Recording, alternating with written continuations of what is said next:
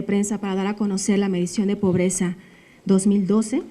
Nos acompañan en el presidium las y los investigadores académicos del Coneval, la doctora María del Rosario Cárdenas Elizalde, la doctora Graciela Teruel Belismelis, el doctor Fernando Alberto Cortés Cáceres, el doctor Agustín Escobar Latapí, el doctor Salomán Nahmat Sitón y el doctor John Scott Andretta, y el secretario ejecutivo del Coneval, el doctor Gonzalo Hernández Licona, quien realizará una exposición inicial en unos momentos. Posteriormente, cada uno de los investigadores académicos les ofrecerá un mensaje y podremos abrir a la sesión de preguntas y respuestas por una duración de 30 minutos. Gracias. Doctor, adelante.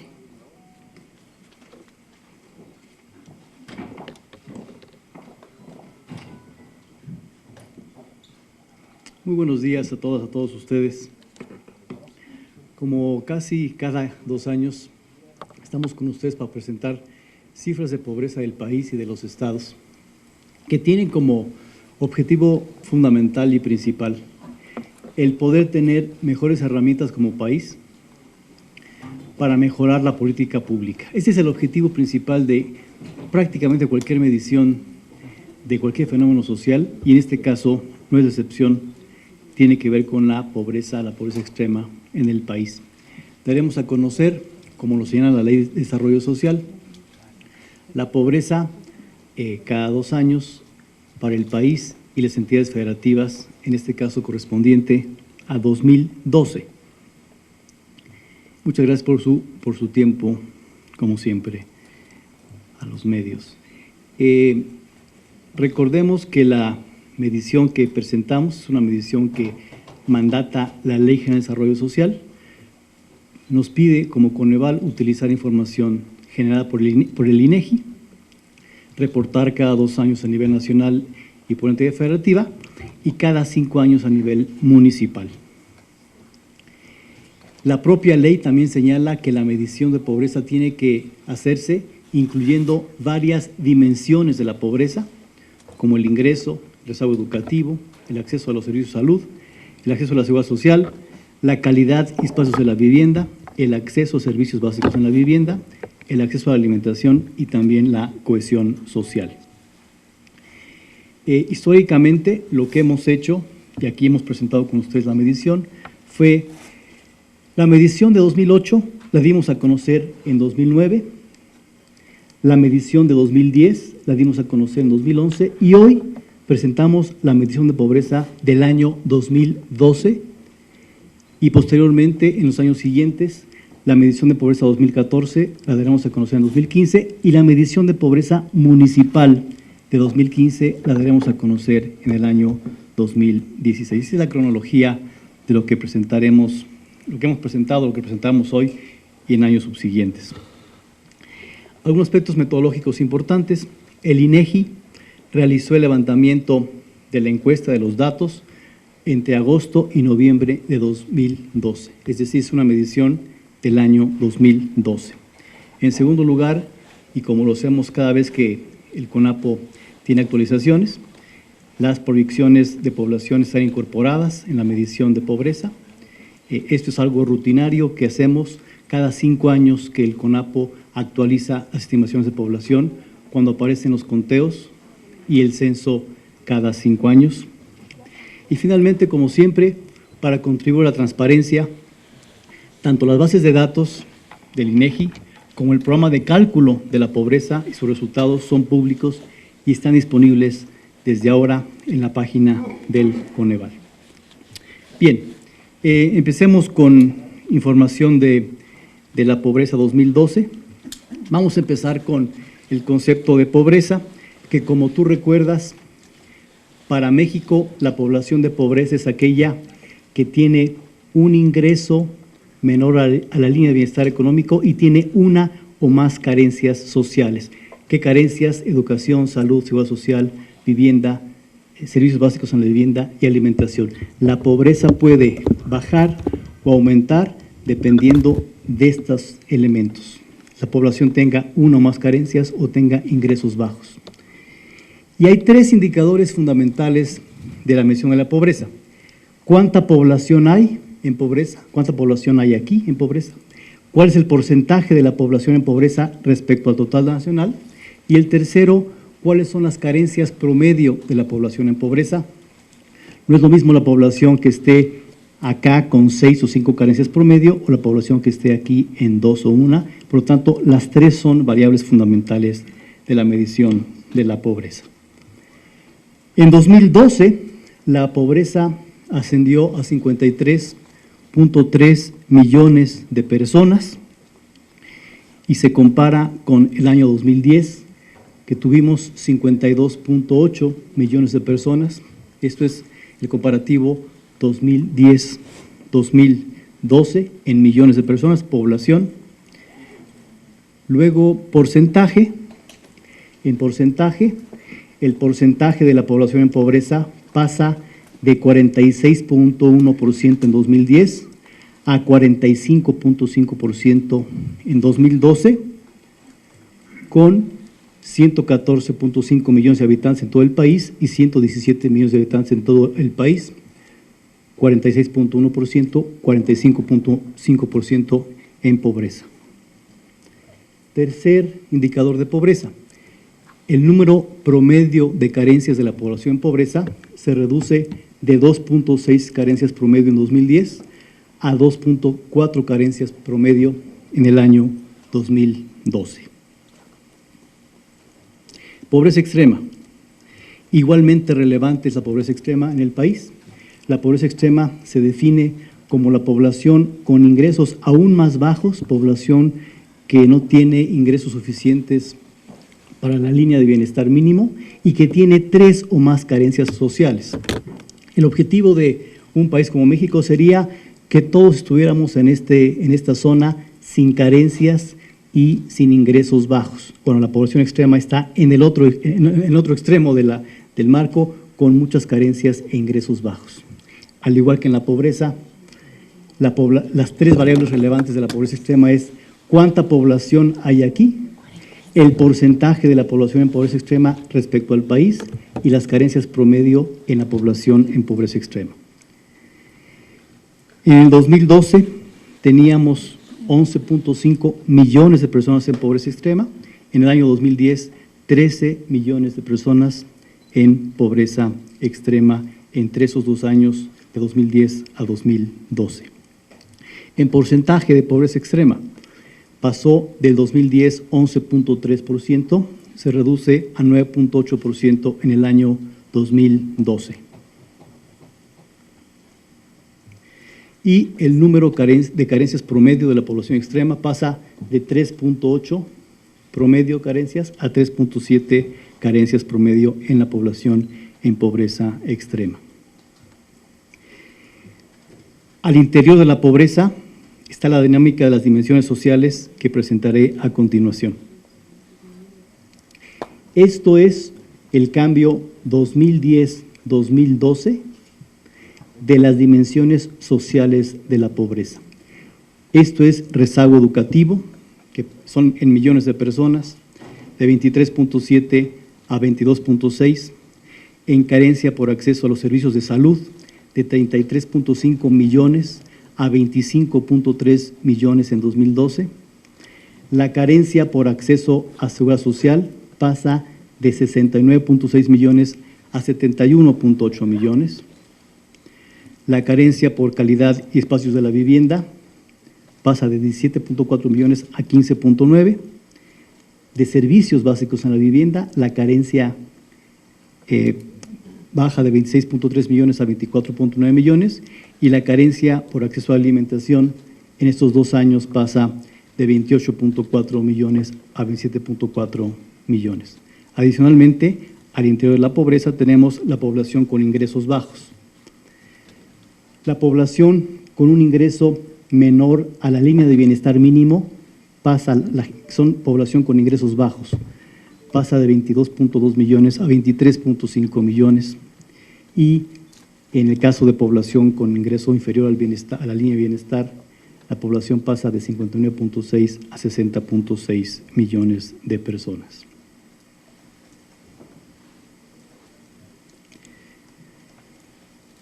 Combinando la información que acabamos de mostrar, lo que podemos ver es que entre 2010 y 2012 aumentó casi en 1 millón de personas la población con ingreso inferior a la línea de bienestar, aumentó 1 millón de personas, y aumentó 1.9 millones la población con uno o más carencias sociales. Una parte de ellos se va a la población vulnerable por ingreso, una parte de ellos se va a la población vulnerable por carencia, y el resto, 500,000 personas, es lo que aumentó la pobreza entre el año 2010 y el año 2012. Entonces, aquí fue importante entender la dinámica de población con una carencia más, que seguramente fue el acceso a la carencia de acceso a la seguridad social, y la población con ingresos bajos aumentó en 1 millón. La dinámica de la pobreza extrema fue muy diferente. La pobreza extrema tuvo la siguiente dinámica. Aumentó en 1.3 millones la población con ingreso bajo menor a la línea de bienestar mínimo, aumentó 1.3 millones, pero bajó en 4.3 millones la población con 3 o más carencias, lo cual resultó en neto una reducción de la pobreza extrema de 1.4 millones entre el año 2010 y 2012.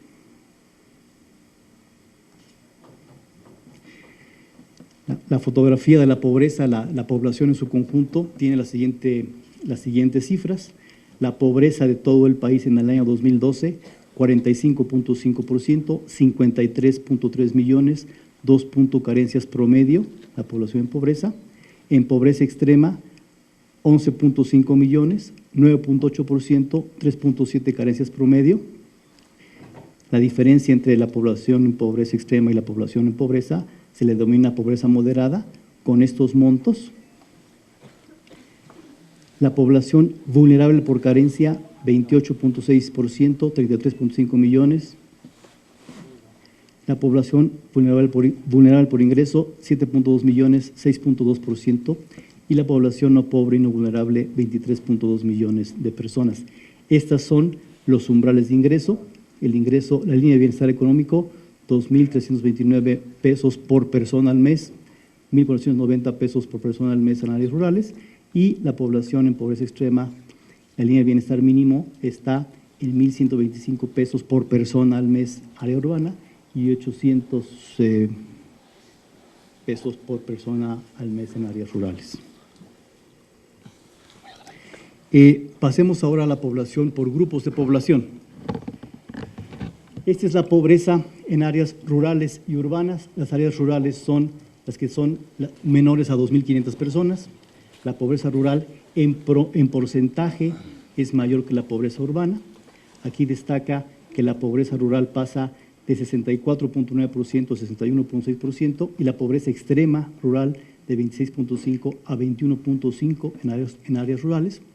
En cambio, en áreas urbanas, la pobreza pasa de 44.4 a 40.6 y la extrema de 6.7% a 6.3%. Es una diferencia de la dinámica rural y la dinámica urbana. En población indígena y no indígena, como ya sabíamos, la población indígena tiene un porcentaje más alto de pobreza que la población no indígena. La población indígena tiene una pobreza de 72.3%, en cambio la población no indígena, la pobreza es de 42.6%, la pobreza extrema en la población indígena es de 30.6%, la población no indígena es solo 7.6%, aún así la pobreza indígena pasa de 74.8 a 72.3% y la pobreza extrema indígena de 37.8 a 30.6% entre el año 2010 y 2012. Mujeres y hombres, hay la pobreza en mujeres 45.9, en hombres 45.1 y la dinámica de la pobreza entre el año 2010 y 2012 es esta, 46.2 a 45.9 mujeres, 46%, 45.1 para hombres y la pobreza extrema, esta dinámica que está aquí, 11.3, 9.9, 11.3, 9.8%. La población según grupos de edad. La población menor de 18 años es la población con mayor pobreza de los grupos de edad, 53.8, a diferencia de la población de edad mediana, 40.7, y la población de 65 más, 45.8%. La más alta de la pobreza es la población de menos de 18 años. Y la dinámica en los 2 años es 53.7, 53.8, 14%, 12.1% pobreza extrema. La población de 65 años o más, 45.7 a 45.8, y la pobreza extrema de 11% a 9.7%. La población con discapacidad y sin discapacidad, es más alta la pobreza para población con discapacidad 51.2% contra 45.1% a la población que no tiene discapacidad. Y pasamos ahora a la pobreza por entidad federativa. Aquí son varios números, entonces voy a dejar aquí las gráficas. Primero, pobreza, porcentaje de población en pobreza entre 2010 y 2012. Esos son desde Aguascalientes hasta Zacatecas, y al final el promedio nacional, 46.1, 45.5. Por supuesto, es importante recordar que la pobreza del país es ni más ni menos que la suma de las pobrezas en cada una de las entidades federativas. Este es el porcentaje en pobrezas de todas las entidades federativas.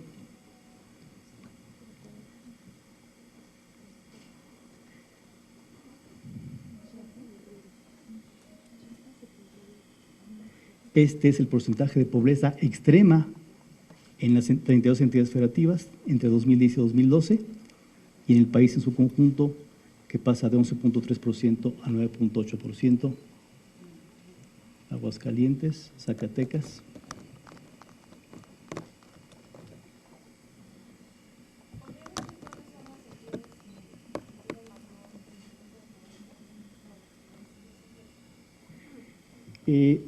Tengo aquí el resumen, si quieres lo vemos en las preguntas y respuestas.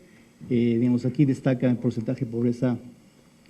Digamos, voy a decir aquí como viene en Campeche, pasa de 13.8 a 10.4. Coahuila sube en esta ocasión. Colima sube, esa es pobreza extrema. Chihuahua baja de 6.6 a 3.8. En el Distrito Federal de 2.2 a 2.5. Durango baja de 10.5 a 7.5. Guanajuato 8.4 a 6.9. Guerrero casi no hay cambio. En Hidalgo cae de 13.5 a 10. En Jalisco sube de 5.3 a 5.8. Estado de México baja de 8.6 a 5.8 pobreza extrema. Michoacán tiene un ligero aumento.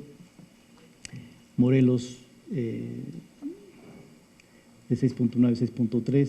Nayarit sube de 8.3 a 11.9, es un incremento importante. Nuevo León de 1.8 a 2.4. Oaxaca de 29.2 a 23.3. Puebla de 17 a 17.6.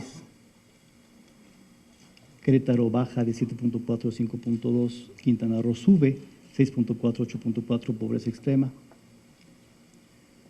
Sinaloa cae. Sonora cae un poco. Tabasco cae sube de 13.6 a 14.3%. Tamaulipas baja un poco. Tlaxcala baja un poco. Veracruz baja de 18.8 a 14.3.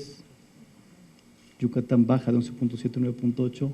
Zacatecas 10.8 a 7.5. Son muchas cifras, no quiero detenerlos, pero tenemos dos más de estas. Esos fue porcentajes.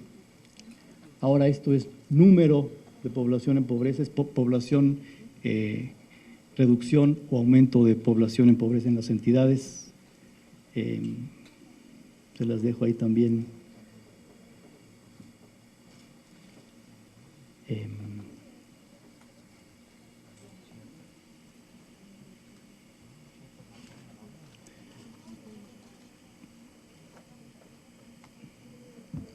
Tenemos, si quieres, en un segundo que veamos preguntas y respuestas, podemos adentrarnos en el estado que tú quieras.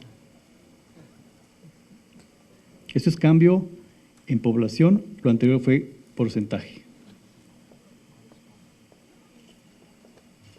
Esto es pobreza extrema, también en población, cambios de población, que está en el comunicado para que tengas mayor claridad de qué pasó en cada estado de la República.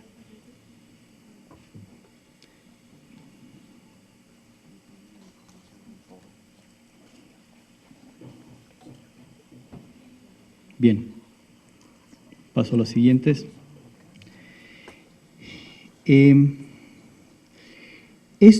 Estas gráficas las tenemos desde hace 2 años y ahora las repetimos. Son muy relevantes porque muestran qué le pasó. Por ejemplo, tenemos para el país y para las 32 entidades federativas 4 gráficas de estas. ¿Qué dicen estas? Esto es cómo la pobreza nacional cambió en porcentaje primero de 2010 a 2012 y cuál fue el cambio de las dimensiones de la pobreza que ayudan a explicar este cambio. ¿Qué quiere decir esto en concreto? La pobreza aumentó en 1%, es decir, el incremento porcentual de 52.8 a 53.3 millones equivale a 1%, pero lo interesante de esto, y es la riqueza de la medición de pobreza para entender mejor la realidad, es este aumento, a qué se debe y qué lo contrapone. Este es el incremento en población con ingresos bajos, la población con acceso a la seguridad social. Entonces, lo que está diciendo esta gráfica es, a pesar de las reducciones importantes de las carencias sociales, a pesar de que las coberturas básicas aumentaron y por lo tanto la carencia social se redujo en educación, en salud, en vivienda, en alimentación, el hecho de que la población en México haya tenido más población con ingresos bajos y más carencia de seguridad social fue los responsables del aumento en la pobreza. O también tenemos en aumento en millones de personas, lo mismo pero en millones de personas. Esto es 500,000 personas que equivalen al incremento de 52.8 millones a 53.3 millones. Este es el punto 5. Entonces, lo demás también es en millones.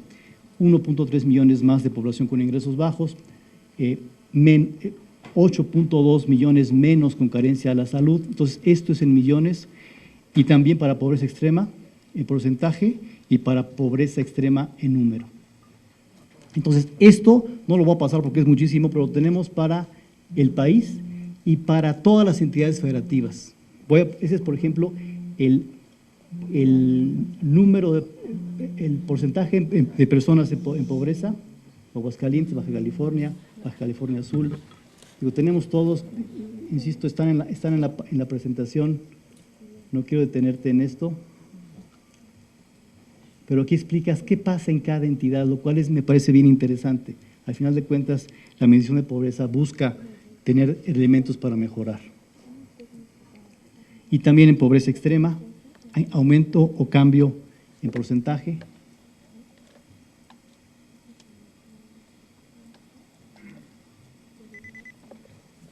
Si ahorita en las preguntas quieres que veamos algún estado en particular, con mucho gusto lo podemos hacer.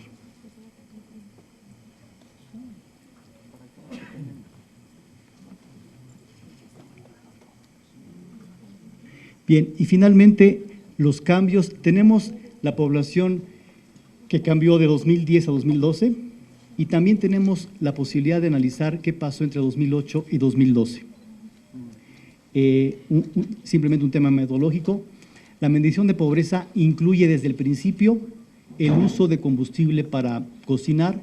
Si la población usa leña y no tiene chimenea, tiene una carencia en los servicios de la vivienda. Sin embargo, esta información no estaba en el año 2008, pero sí a partir de 2010 y 2012. Por lo tanto, estrictamente para comparar 2008 con 2012, hay que hacerlo adecuando el tema de la leña, y aquí te doy los datos. Entonces, eso es lo que pasó en el país en pobreza en porcentaje entre el año 2008 y el año 2012, y en medio está 2010. Esa es la película del país en los últimos 4 años, digamos, ¿no? Este es en millones de personas. El incremento en 2008 a 2012 fue de 3.8, 3.2 millones aquí y 0.5 acá más o menos, da alrededor de 3.8.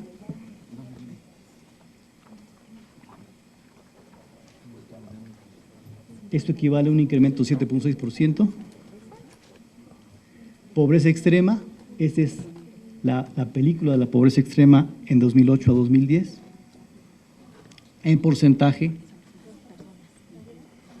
pobreza extrema en número de personas, menos 1.4, que equivale a 12.2% de reducción entre 2008 y 2012. Rezago educativo en los 4 años, una reducción de 7.8 millones.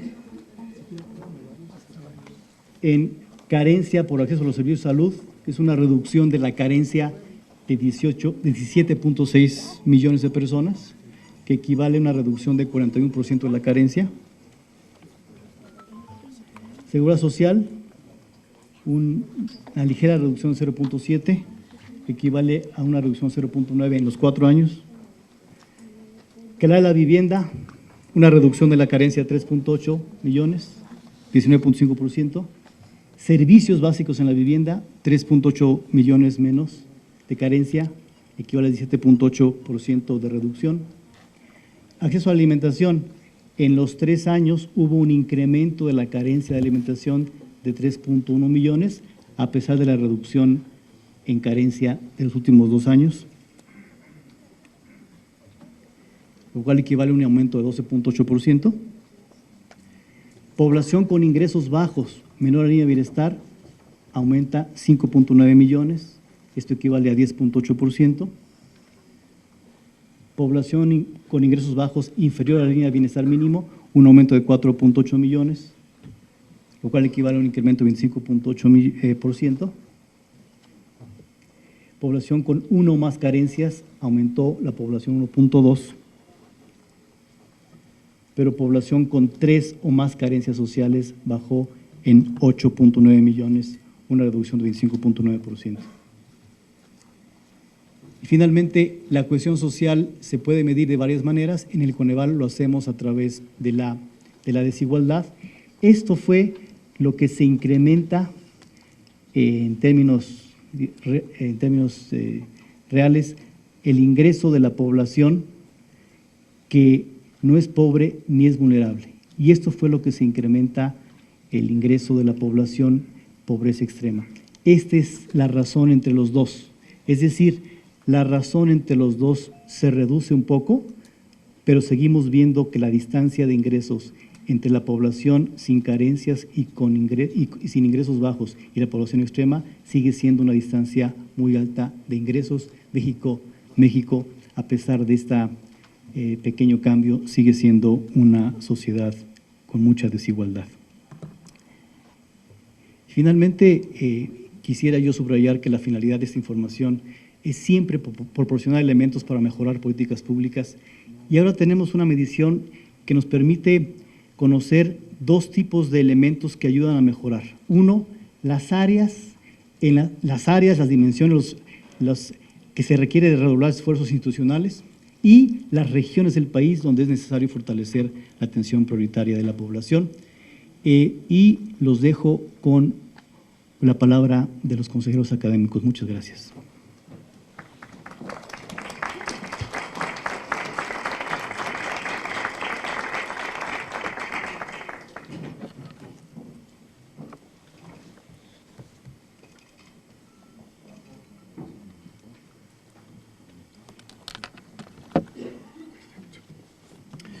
Muy buenos días.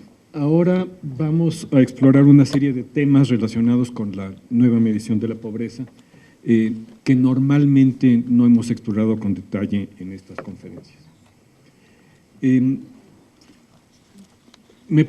Quiero preguntar en esta ocasión, ¿qué es lo que han significado las remesas para México y para la pobreza en estos últimos 4 años de mediciones multidimensionales de la pobreza? Normalmente se dice que las remesas han colaborado a disminuir la pobreza y la desigualdad en México. En estos 4 años vamos a ver con detalle qué es lo que dice esta encuesta.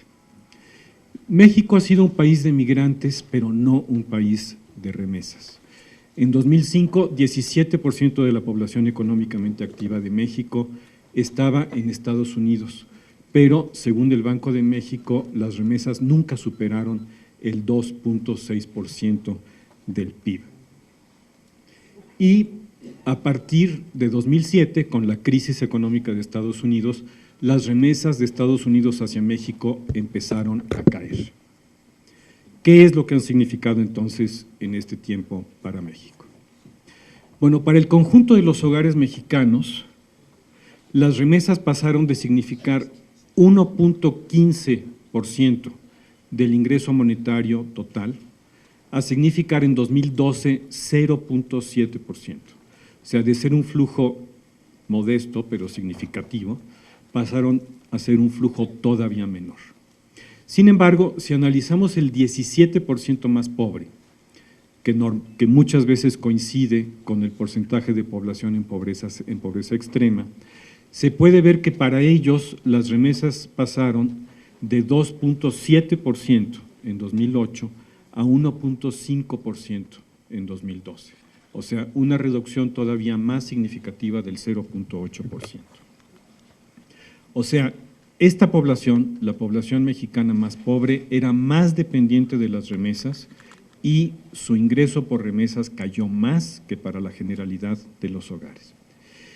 Pero además, si medimos el poder adquisitivo de las remesas según su capacidad de adquirir la canasta básica alimentaria, entonces la caída de las remesas es todavía más grande, de 49% en estos 4 años. Es decir, casi se reducen a la mitad en términos de su valor para los hogares más pobres que gastan más en alimentos básicos. Las remesas, a diferencia de lo que se ha dicho en el pasado, en estos 4 años han sido una fuente de ingreso monetario muy pequeña para el país, aunque algunos hogares dependen de ellas. Podemos decir que son muy pocos, pero bueno, son cientos de miles, aunque su número es cada vez menor.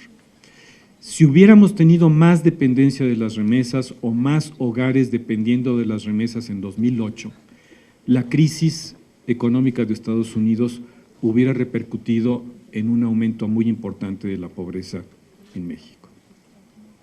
Pero la verdad es que esto ha dependido sobre todo, los ingresos han dependido sobre todo de las fuentes de ingresos internas, sobre todo de los ingresos laborales, que se mantienen casi estables, caen muy poquito en México, y de las transferencias, que en el caso de estos 4 años tienen un aumento.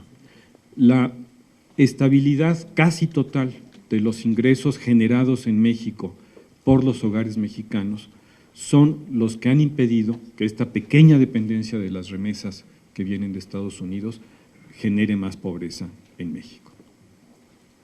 Gracias.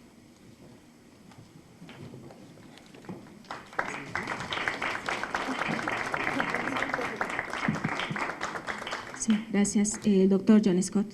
Gracias.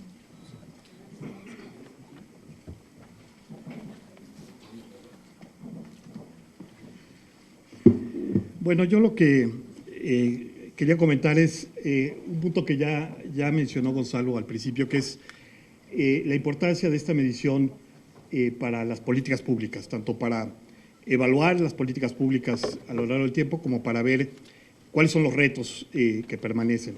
Y aquí traté de ilustrar un poco cómo se relaciona.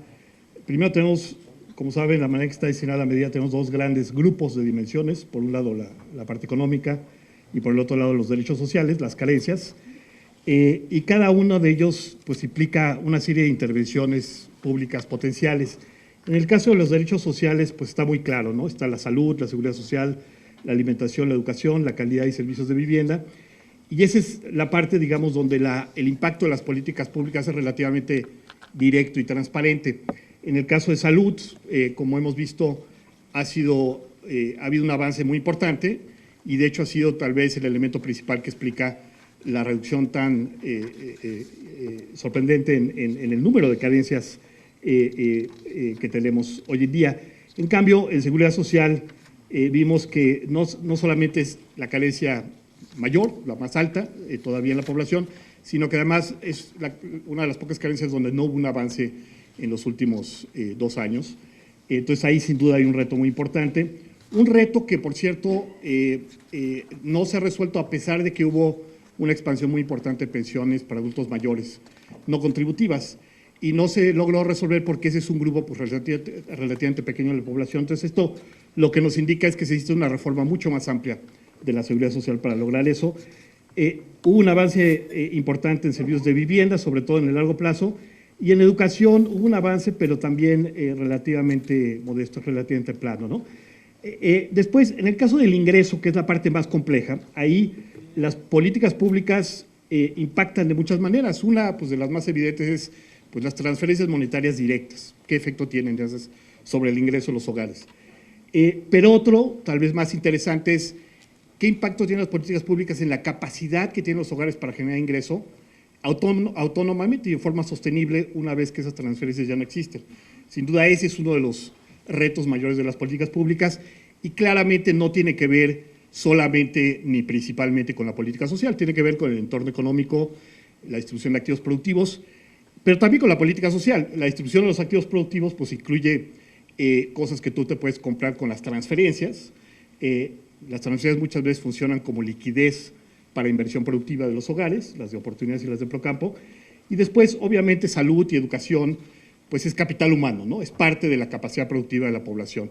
Entonces, vemos que hay de hecho, la política social y la política económica se mezclan y es muy afortunado que las políticas se conciban hoy en día como dos armas que atacan esto conjuntamente. Quiero terminar con la siguiente lámina, que es mostrar algo que muchas veces no se ve, ¿no? Cuando vemos la evolución de la pobreza por ingresos o de la población que está debajo de la línea de bienestar mínimo, pues vemos que no hay mucho avance a lo largo del tiempo y sin duda eso nos habla de que la parte del ingreso autónomo pues no está funcionando muy bien, no ha habido crecimiento, etcétera. Pero es importante notar que si no hubiera habido los programas de transferencias, la pobreza o la población con ingresos insuficientes sería mucho mayor. Y ese impacto de las transferencias de hecho ha aumentado. En 2008, 1.7 millones de población dejó de estar debajo de la línea de la pobreza gracias a las transferencias. Eso subió a 2.3 en el 2010 y a 3.8 millones en el 2012. No son cifras triviales, son cifras muy importantes, a pesar de que no nota uno esto en la evolución de la pobreza, pues porque las condiciones económicas se han deteriorado más de lo que estas transferencias han logrado compensar. Muchas gracias.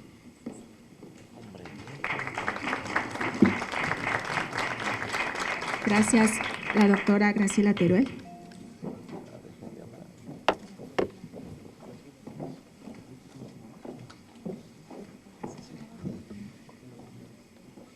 Buenos días. Bueno, yo quisiera comentar solo sobre una ventaja que tiene esta nueva medición de pobreza multidimensional sobre la manera en cómo antes medíamos la pobreza. Y es que antes utilizábamos solamente variables de ingreso y hoy estamos utilizando, como lo explicó Gonzalo, otros indicadores que están asociados a los derechos sociales.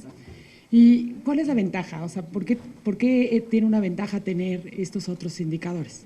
Tiene una ventaja porque si uno ve los niveles de pobreza a lo largo del tiempo, puede ser que los niveles de pobreza cambien muy poco y realmente no nos estén diciendo mucho de qué es lo que está pasando con la pobreza.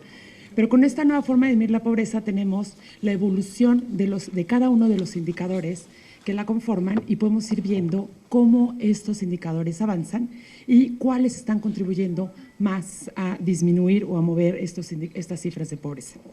En esta gráfica que les presento aquí es la evolución de la población que tiene carencias desde 1990 hasta el 2012. Aquí voy a resaltar solamente 2 puntos por cuestiones de tiempo. El primero es que la carencia más grande por mucho es el acceso a la seguridad social, que hoy por hoy, inclusive en el 2012, es 61.2%. 61.2% de la población no tiene acceso a la seguridad social en México. Y otro punto a resaltar es que si bien estas carencias han ido disminuyendo en general a lo largo del tiempo, lo han hecho en general de forma paulatina, excepto en el caso de acceso a los servicios de salud, en donde si ustedes ven, del 2000 al 2012 la caída ha sido bastante grande.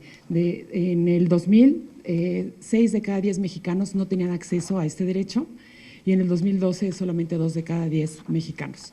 Y si vemos, nos enfocamos en el cambio 2010-2012, todas las entidades de la República Mexicana mejoraron los indicadores de acceso a servicios de salud y esto está muy relacionado con lo que dijo John Scott antes, tiene que ver con intervenciones públicas como la intervención del Seguro Popular.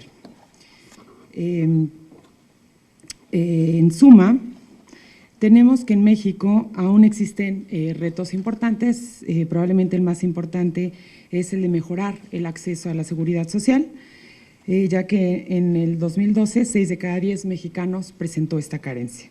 Es indispensable redoblar esfuerzos para avanzar en esta dimensión y trabajar probablemente en políticas de acceso universal a la seguridad social. Hemos avanzado con base firme y de forma importante en términos de proveer estos derechos a la población. Debemos seguir en esta dirección para acabar con los rezagos. Y finalmente, aunque es difícil aumentar el ingreso, como ya lo comentó John, de los hogares, sí es posible a través de políticas públicas bien dirigidas darle acceso a la población mexicana de todos estos derechos. Muchas gracias. Gracias. El doctor Salomón Ahmad.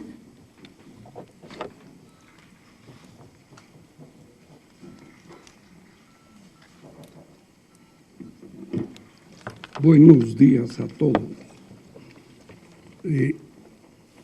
Adicionalmente a lo expuesto por el doctor Hernández Licona y los colegas, he seleccionado en esta breve presentación la muestra del comportamiento de los 5 estados más pobres de México, que son Chiapas, Guerrero, Oaxaca, Puebla y Veracruz, comparando la situación de la pobreza entre el año 2010 y el 2012, como ustedes pueden ver, observamos que la pobreza aumentó en números relativos en los estados de Guerrero, Puebla y Veracruz.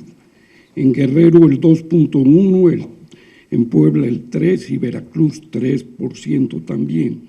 Los estados que bajaron fueron Chiapas con 3.8% y Oaxaca con 5.1%, aunque estos datos yo mismo no los puedo creer, pero en realidad muestran los resultados de la política social.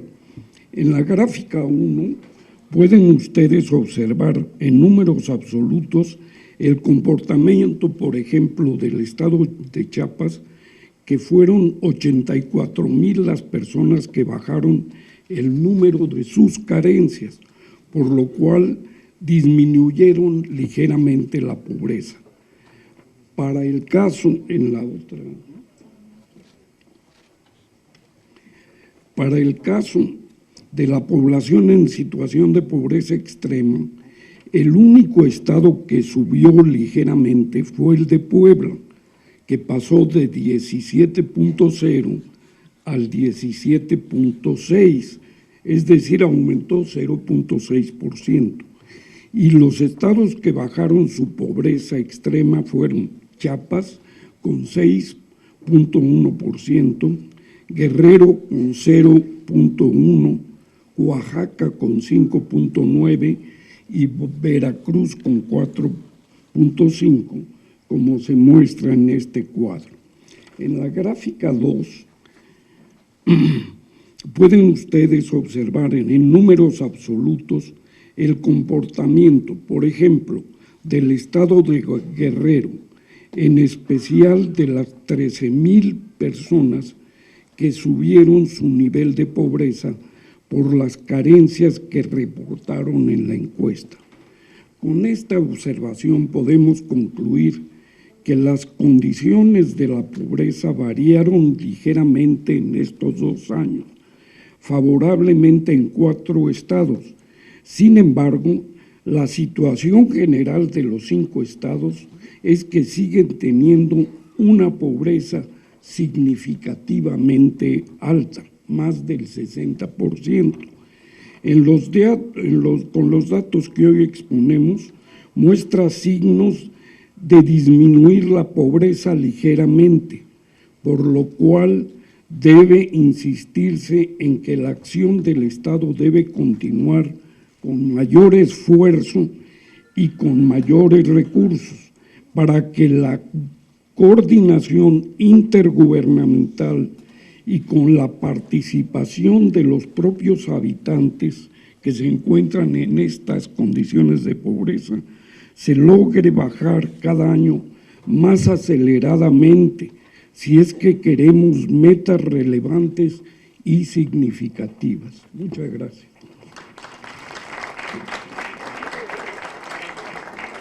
Gracias. La doctora Rosario Cárdenas.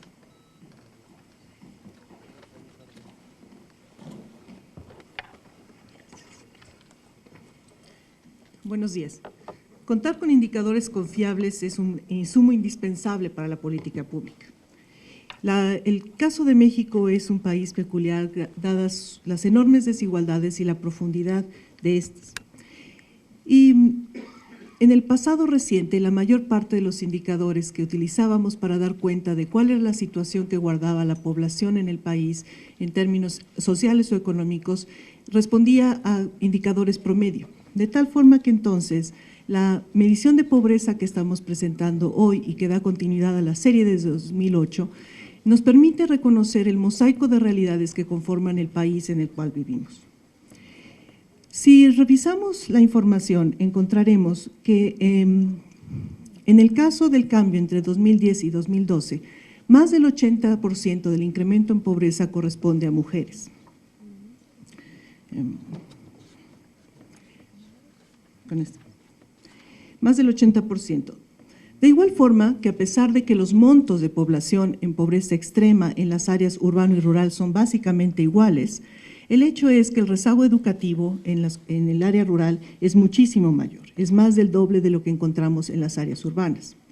Y que una de cada 4 personas en las áreas rurales viven en condiciones donde la vivienda le hace falta calidad o espacios, y una de cada 2 carecen de servicios básicos en la vivienda, lo cual señala la enorme distancia que guardan las áreas rurales de las áreas urbanas.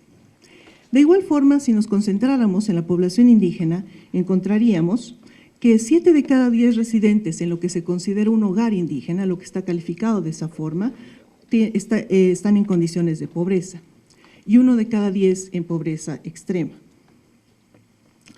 Hay grupos que no son visibles a la sociedad, sea porque nos falta información, porque no están organizados, porque nosotros no reconocemos que requieren acciones específicas y la población con discapacidad constituye un grupo de estos.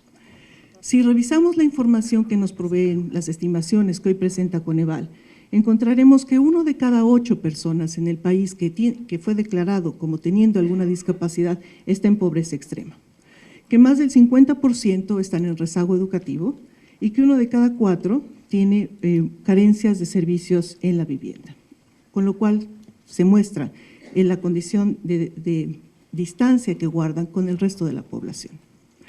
Los adultos mayores son un grupo que refleja qué es lo que ha ocurrido con la política pública en el pasado reciente y no tan reciente, la eficiencia de estas y cómo ha podido transformar o no las condiciones de la población en el país. Si revisamos específicamente la población de adultos mayores, encontraremos que 1 de cada 10 están en condiciones de pobreza extrema, que 1 de cada 5 está en condiciones de no pobreza y no vulnerabilidad, que igualmente importante dada la condición de lo que significa haber pasado por la escolaridad formal, 5.4 millones de adultos mayores están en rezago educativo y que 1 de cada 2 está por debajo de la línea de bienestar. En el otro extremo, si vemos lo que le sucede a la población muy joven, en este caso menores de 18 años, encontramos que 1 de cada 8 está en pobreza extrema, que 1 de cada 4 tiene al menos 3 carencias sociales, que pese a la ampliación de la oferta educativa, 3.3 millones están con rezago educativo, de tal forma que este conjunto de información nos muestra cuál es la magnitud de los desafíos que está enfrentando la política pública en el país y qué es lo que tendríamos que estar nosotros atendiendo. La forma de desagregar la información que estas medidas nos permiten, entonces da cuenta de lo que está ocurriendo en el país y qué es lo que tendríamos que estar haciendo. Una de las metas del Plan Nacional de Desarrollo es un México incluyente e indefinitivamente estos son indicadores que tendrán que incorporarse a todas las acciones que vayan en esa dirección. El Coneval, entonces, con esta información está apoyando la toma de decisiones en política pública y con eso promoviendo que los ciudadanos en el país puedan hacer uso de sus derechos para llegar efectivamente a una situación donde estemos cubriendo con justicia social todo aquello que dicen es lo que nos corresponde tener en términos de estos satisfactores básicos. Muchas gracias.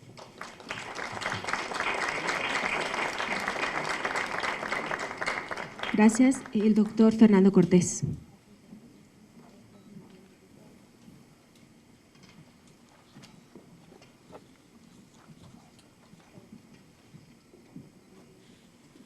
Buenos días a todas y a todos. Yo no voy a dar cifras. Van a descansar un poco. La presentación de nuestro secretario ejecutivo y las intervenciones de mis colegas consejeros muestran con toda nitidez las potencialidades que derivan de conceptuar y medir a la pobreza en múltiples dimensiones, en lugar de hacerlo restringiéndose al ingreso o al gasto. Nos han descrito el estado de la cuestión social, presentado su evolución a lo largo del tiempo, entregado información para evaluar la política social y han apuntado hacia las relaciones entre la evolución de la economía y las condiciones de vida de la población. La Ley General de Desarrollo Social, promulgada en el año 2004, encarga al Coneval medir la pobreza y evaluar la política de desarrollo social. Se establece así un vínculo entre ambas tareas. Hoy, los programas sociales no necesariamente tienen como fin abatir la pobreza en general, como en el pasado, sino contribuir a la reducción de las carencias sociales, incluida la carencia de ingreso, y por esa vía abatir la pobreza. Debemos señalar que las dimensiones y los indicadores que integran la medición multidimensional de la pobreza incluyen temas que son responsabilidad de los 3 órdenes de gobierno y de diversas secretarías y dependencias. La salud y su regulación están en manos del gobierno federal y de los gobiernos estatales, así como la educación, mientras que la dotación de agua potable y drenaje son responsabilidad directa de los municipios, aunque los financiamientos y las regulaciones suelen ser estatales y federales. Enfrentar la pobreza es una tarea que involucra al gobierno y plantea el problema de coordinación del poder federal con los estatales y municipales. Además de la participación de los 3 órdenes de gobierno, hay que tomar en cuenta la responsabilidad que compete al Poder Legislativo en la modificación de las leyes y la Constitución, como la realizada en 2011, que estableció, textual, todas las personas gozarán de los derechos humanos reconocidos en esta Constitución y en los tratados internacionales de los que el Estado mexicano sea parte, cierre comillas. También en la aprobación del presupuesto que canaliza los recursos dedicados al financiamiento de la política económica y a la política social, en las modificaciones a los programas sociales, en la posibilidad de elaborar programas sociales y en la evaluación a través de la Auditoría Superior de la Federación. El Poder Judicial proporciona el marco jurídico en el que se desempeñan los programas económicos y sociales y el marco general para dar certeza jurídica al funcionamiento de los programas sociales y garantizar la aplicación de las normas constitucionales. También hay que considerar la participación de la sociedad organizada, ya sea en los organismos de la sociedad civil o en otros tipos de organización que operan con recursos del sector privado, de fundaciones o de los gobiernos, para hacer frente a las diversas manifestaciones del de este fenómeno multifacético. Algunas de estas organizaciones son de asistencia social, mientras que otras se proponen enseñar a pescar y entregar la caña. Además, miembros distinguidos de la sociedad participan en los órganos consultivos de algunas secretarías. Encarar un fenómeno tan complejo como la pobreza debe entenderse como un problema de Estado y no solo como responsabilidad de una o varias secretarías de gobierno, pero sin dejar de lado que también tiene una beta que hiere y moviliza a la sociedad civil. Muchas gracias.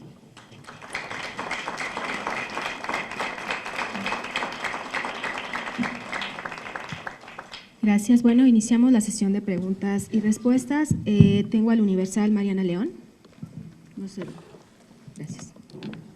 Hola, buenos días. Mi pregunta es si aumentó la carencia por ingreso. ¿Cómo se puede explicar que no haya un aumento mayor en el número de pobres?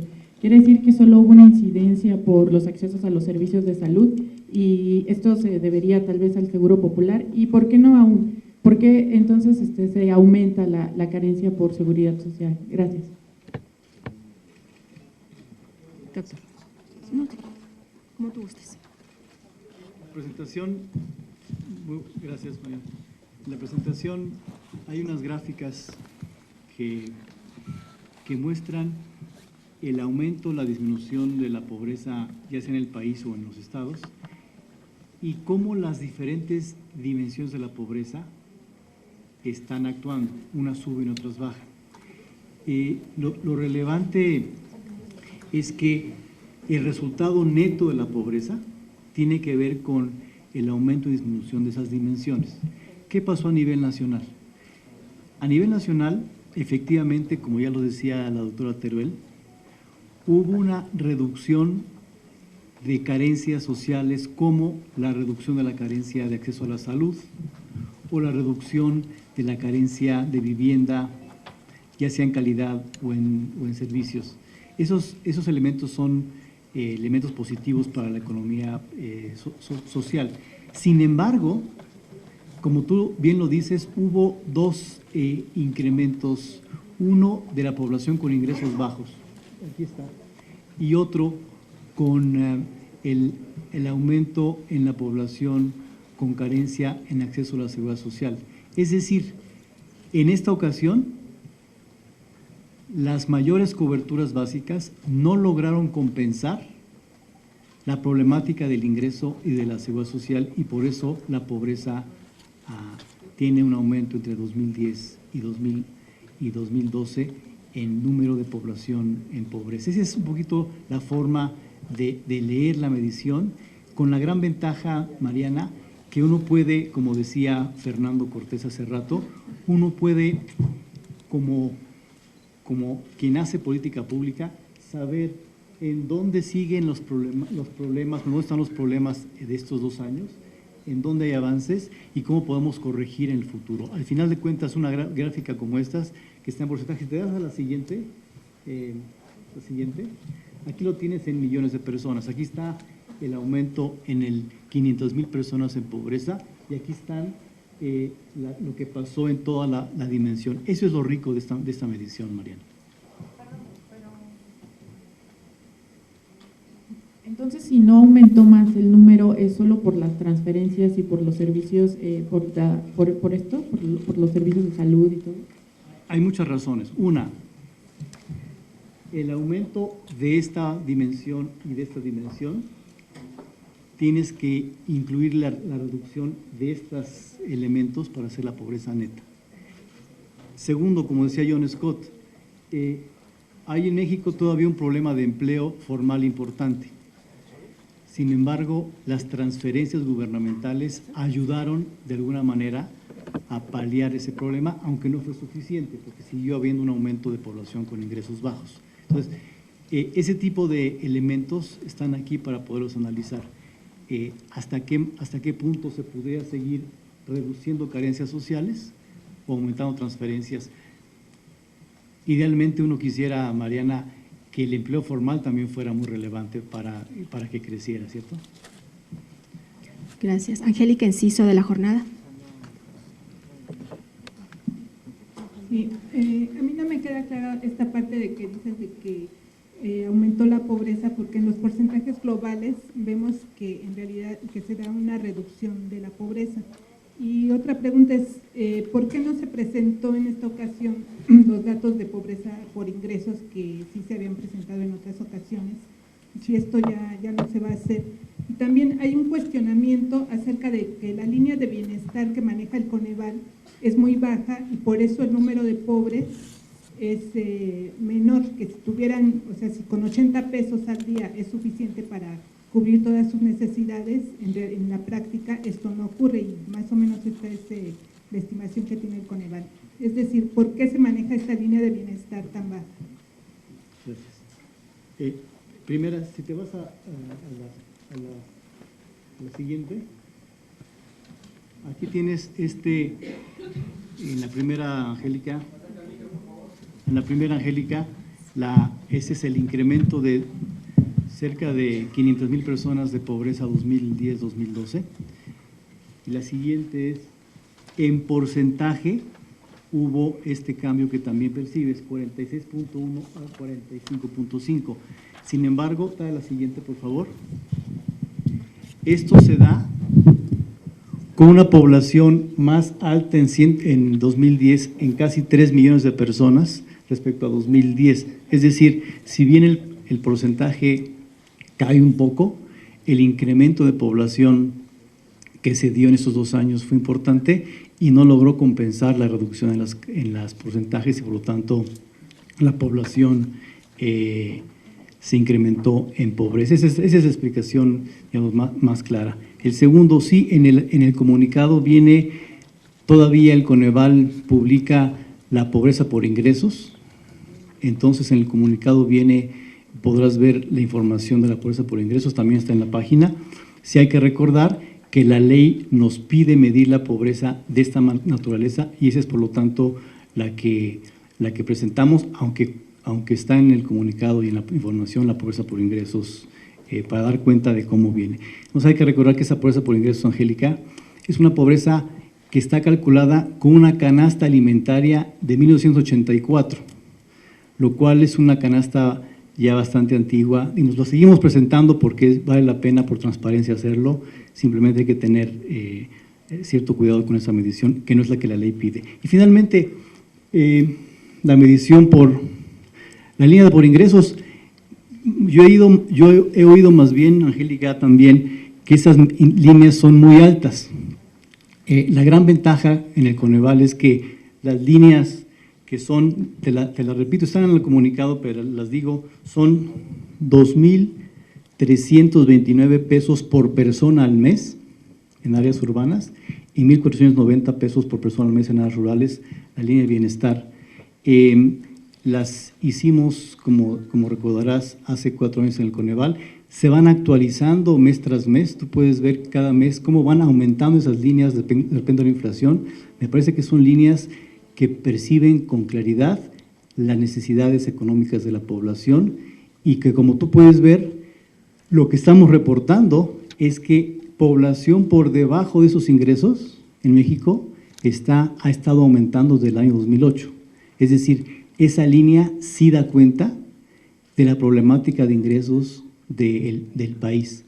Como decía John Scott hace rato, si hay un reto de México, a pesar de los avances en coberturas básicas, es cómo hacerle para que el ingreso de los mexicanos crezca. Eso no ha sucedido en los últimos 4 años y si me detienes tantito, no sucedió en los últimos 20 años. Gracias. Milenio, Blanca Valadez. Muy buenos días. A mí sí me gustaría que si fueran un poquito más específicos respecto a cuánta población en México está por debajo de la línea de ingresos, si nos puede dar números contundentes, por favor. También los programas sociales como oportunidades y alimentarios reciben un presupuesto de más de 60,000 millones de pesos. La reducción que hay en pobreza extrema realmente se me hacen números muy bajos. Entonces, pero bueno, es mi apreciación. ¿No se corresponden o qué pasó ahí? solamente apalearon el hambre o qué pasó ahí, porque realmente es un presupuesto muy grande y las metas trazadas en el Plan Nacional de Desarrollo del pasado sexenio parece que no se cumplieron como se esperaba. Y también si me puede dar rostro de los nuevos pobres, ¿quiénes son? O sea, ¿dónde habitan? ¿Dónde se encuentran? ¿Quiénes son esas personas si no son totalmente indígenas? Y por último, ¿nos puede aclarar la canasta básica?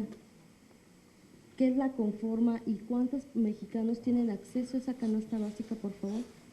Con mucho gusto, con muchísimo gusto. Ahorita le paso a John, que quería contestar, y a Chele, algo que quería contestar sobre las carencias. Sobre las tres preguntas, como está en el comunicado,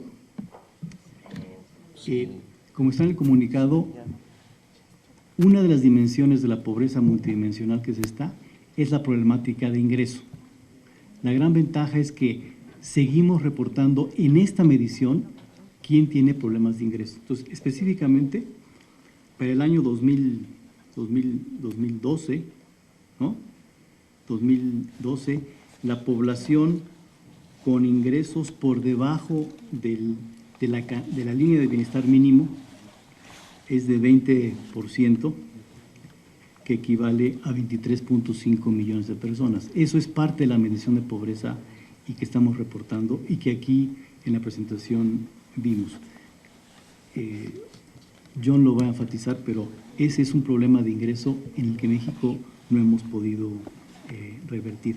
En el caso de la pobreza extrema, como los números son exactamente los que viste, la pobreza extrema pasa de 11.3% a 9.8%. Y nuevamente, aquí son varias fuerzas encontradas. Uno, la población con ingresos bajos subió, la población con carencia de acceso a la seguridad social aumentó, pero también bajaron las carencias de salud, bajó la carencia de vivienda, y la combinación de ambas es lo que te da ese monto. Por supuesto, uno quisiera una reducción mucho más rápida de la pobreza extrema, y me da la impresión que cuando México pueda crecer más, generar más empleos y tener un ingreso de los mexicanos, de las familias mexicanas al alza, eso va a ser posible. John. Sí, nada más enfatizar este tema de por qué aumentó, si hubo transferencias significativas en efecto. Primero, bueno, ya no lo puede poner en mi presentación por tiempo, pero déjame mencionar que el entorno económico de este periodo fue muy poco favorable, especialmente para los ingresos laborales, ¿no? A pesar de que el PIB per cápita aumentó entre las dos encuestas 5%, el ingreso, como lo mide la ENIC, aumentó 3.1%, y el ingreso sin transferencias, es decir, el ingreso autónomo que generan los hogares con sus propias capacidades productivas, aumentó solamente 0.7%. Ahora, el ingreso laboral, como lo mide las encuestas laborales que tenemos, disminuyó en 4.3%, y si lo deflactamos no por la inflación general, sino por la canasta alimentaria, dado el incremento en los precios alimentarios, disminuyó 10% en este periodo. Entonces, en esas condiciones, haber logrado por medio de las transferencias que 3.8 millones de personas salieran de la pobreza, no cayeran, no estuvieran debajo de la línea de pobreza extrema, por debajo de la línea de bienestar mínimo, yo creo que es un logro bastante impresionante de las transferencias. Claramente no es la solución sería haber logrado, y la solución de largo plazo será, esperemos, lograr con las políticas públicas fortalecer la capacidad y las oportunidades de generación de ingresos de los hogares en forma autónoma, y eso requiere inversión productiva, requiere mejorar la calidad de la educación, requiere muchas otras políticas bastante complejas. Pero sin duda las transferencias tuvieron un impacto importante. Ahora, déjame finalizar diciendo que las transferencias en México no son tampoco muy importantes. 60,000 millones de pesos, de hecho son más que eso, pero suena bastante, pero en realidad si tú comparas con lo que otros países transfieren, ese es más o menos un punto del PIB, lo que tenemos en transferencias monetarias directas. Es una parte muy pequeña, es una décima parte del gasto social, y si tú lo comparas con países aún dentro de la región, ¿no? Países como Brasil o Argentina, que transfieren como 4 puntos del PIB, pues es un instrumento relativamente modesto. Yo creo que bastante eficiente para el tamaño que tiene. Gracias.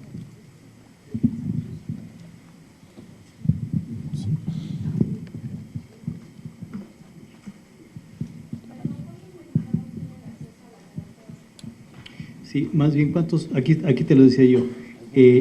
La canasta básica alimentaria tiene población, te lo pongo al revés, población cuyo ingreso total es menor que ese canasta alimentaria, canasta básica, es de 20% en 2012, 23.5 millones de personas en el año 2012. Decías hace rato y a lo mejor no lo contesté, la población que llegó a la pobreza en esos 2 años, ¿qué características tiene? A grandes rasgos, si vieron en la presentación, hubo una reducción de la pobreza en general en las áreas rurales y no tanto en las áreas urbanas. Aumentó la carencia de seguridad social y aumentó la población con ingresos bajos.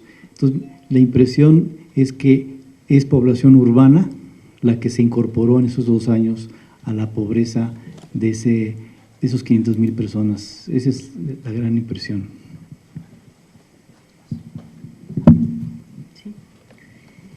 Sí. Enfoque. Ariel, de Enfoque. Sí, para el doctor Hernández Licona. Oiga, pareciera que la pobreza y el número de pobres, por más que se haga, pues siempre van a ser más en relación al tiempo que pasa. ¿Esto a qué se debe? ¿A que los políticos están más preocupados por embolsarse esos recursos porque no toman las previsiones precisamente para la población que va en aumento casi siempre en todos los países? ¿Y cuál sería el mensaje que usted mandaría a políticos y legisladores precisamente para que tomen cartas en el asunto?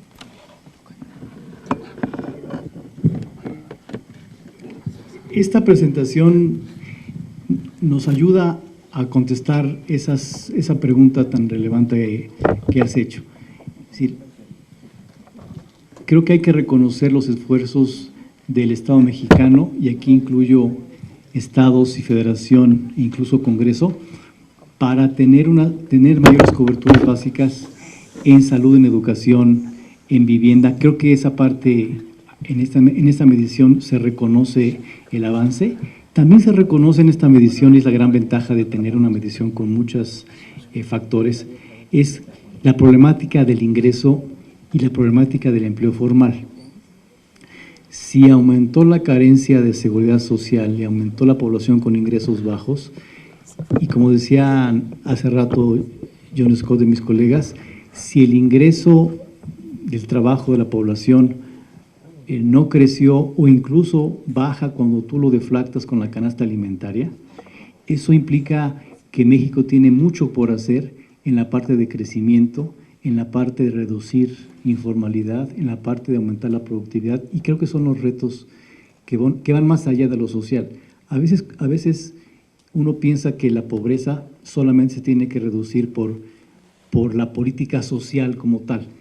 Hemos visto ya por muchos años, que la reducción de la pobreza, sobre todo, tiene que venir de la parte económica. Y en México, en la parte económica, no nos ha ido tan bien en el largo plazo, y mucho menos en la coyuntura de la crisis financiera de 2009. Por lo tanto, sí, el tema económico es un tema de reducción de pobreza, debería ser un tema de reducción de pobreza. Gracias. Tenemos Reforma, Ixcharo, Arteta. Hola, buenos días. Quisiera preguntarle, aunque la medición que empezaron a hacer de Coneval es en 2008, si se pudiera hacer como un comparativo de 2006 a la fecha para ver pues cómo fue todo, y a pesar de que hay reducciones, pues ¿por qué no hay como una recuperación, ¿no? Y sigue estando más alta la pobreza que cuando empezaron a medir. Ahorita le paso a la doctora Teruel el micrófono, pero lo que la doctora Teruel muestra es, lo que podemos ver desde 2006 a la fecha, es la evolución de las coberturas y la evolución del tema del ingreso, Ícharo, y Otra vez me remito a lo que dije hace un segundo. Cuando uno ve la evolución de las carencias sociales, en general muchas han bajado, especialmente en salud. Pero cuando uno observa la problemática del ingreso, esa problemática persiste. Entonces me parece que nuevamente reducir la pobreza siempre implicará crecimiento económico. Chele. Un punto a lo mejor que ayudaría a entender este problema es, si uno se fija en la medición que tenía México antes, que esta oficial del Coneval, era la pobreza por ingresos. Si ustedes se fijan cómo fue la pobreza, por ejemplo, en la crisis de 1995, la pobreza subió muchísimo y había venido bajando poco a poco, hasta el 2006, venía bajando sistemáticamente. Y venía bajando, yo creo que, uno, porque no tuvimos más crisis, dos, porque México estaba creciendo poco, pero estaba creciendo, y tres, por las intervenciones de política social. Entonces, ahorita, ¿qué es lo que pasa? Que tuvimos una crisis muy reciente, entonces los niveles de pobreza van a venir ajustándose, pero también poco a poco, porque la variable de ingreso no es tan fácil de moverla. Es mucho más fácil mover estas otras dimensiones de bienestar y si ustedes se fijan, ahí sí se ven mejoras sustantivas en los niveles de vida de la población. Entonces, yo creo que es la combinación de cómo medimos pobreza, que precisamente es una de las ventajas que tenemos de esta nueva medición multidimensional. No vamos a tomar solo en cuenta el ingreso, sino que estamos tomando estas otras dimensiones de derechos sociales que son mucho más informativas de lo que realmente le está pasando a la población. Gracias. Telesur.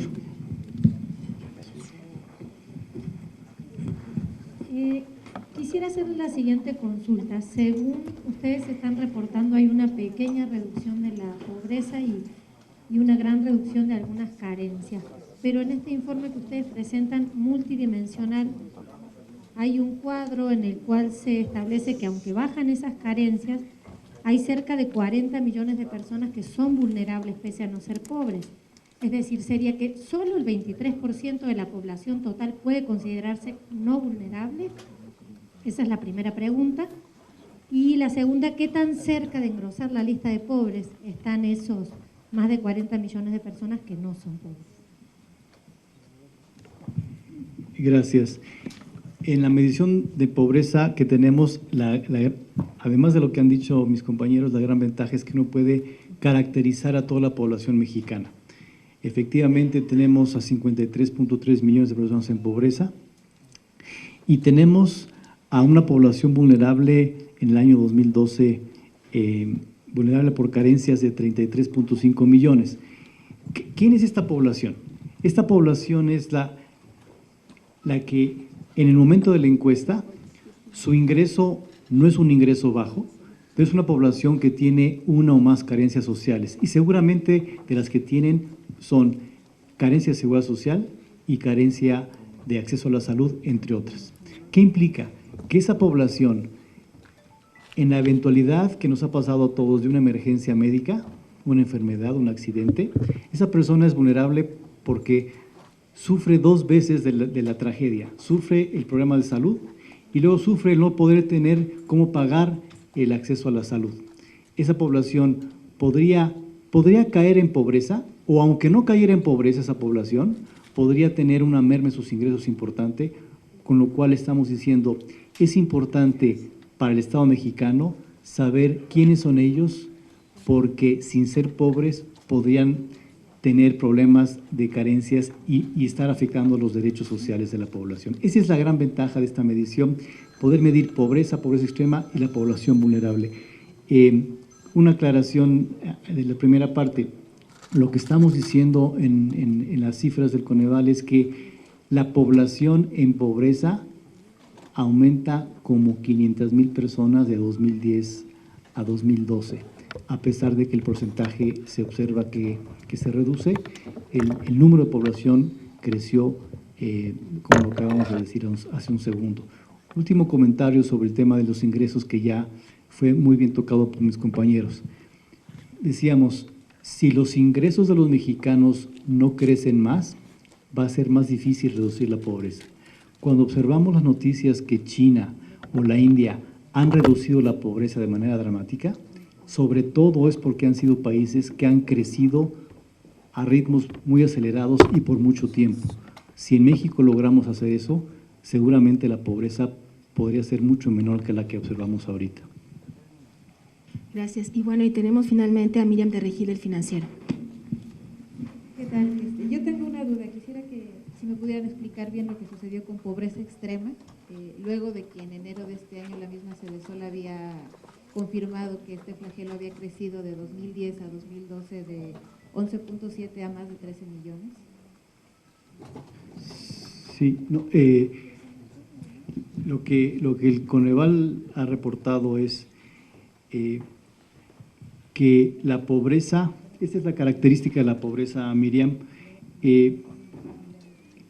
tienes población cuyos ingresos bajos, la población con ingresos bajos crece, pero se reduce mucho más la población que tiene 3 o más carencias. Esa combinación hizo que la pobreza extrema cayera y cae de 13 millones en 2010 a 11.5 millones en el 2012. Yo no sé si la confusión, Miriam, es que los 13 millones eran de 2010. Yo creo que no es, yo creo que se equivocaron, porque en las cifras de 2002 apenas las estamos dando ahorita, era difícil saber cuál era 2012 si ni siquiera teníamos encuesta. Entonces, me parece que la confusión es, dado el incremento de la población, en 2010 la población en pobreza extrema fueron finalmente 13 millones, que son 11.5 ahora en 2012. Y muchísimas gracias a todos ustedes. Sí, son muchísimos números, por lo tanto… Pobreza, si nos puede dar ese dato. Con mucho gusto. Te voy a dar, si quieres, está en el comunicado, pero doy un resumen general de lo que… ¿Cuántos hay en pobreza? ¿Cuánto se disminuyó la pobreza extrema y cuántos crecieron? Un poquito nada más ese resumen. Con mucho gusto te doy las cifras, porque tienes razón, son muchas cifras y esperemos que tengan ahí chance de verlas todas. En 2012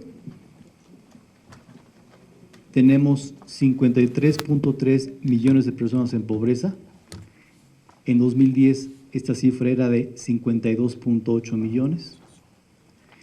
En pobreza extrema tenemos en 2012 11.5 millones. En el 2010 eran 13 millones en pobreza extrema. En porcentajes, que también es relevante, en pobreza en 2010 46.1%, en 2012 45.5% en 2012 en pobreza, y en pobreza extrema en porcentaje en el año 2000 11.3%, en el año 2012 9.8%. Me parece que son las 4 cifras más relevantes, entendiendo que hay muchas cifras para todos. Muchísimas gracias por… Con mucho gusto. Rocío, con mucho gusto. Después de la penúltima explicación que nos acaba de dar, ¿hay un escenario para plantear, como lo hacen algunos legisladores? Muchas gracias. Para plantear un escenario en donde se prevé el aumento a IVA en medicinas y alimentos. No tenemos ese escenario aquí puesto, no tenemos el escenario, no sabríamos cómo impacta la pobreza, no solamente depende de la reforma fiscal que se haga, sino del uso que se le da a los recursos de esa reforma fiscal. Entonces es muy difícil prever qué pudiera pasar con esa potencial reforma. Muchas gracias a todos ustedes. La información está disponible en la página de internet y bueno, cualquier otra entrevista la podemos ver afuera para que estemos más cómodos.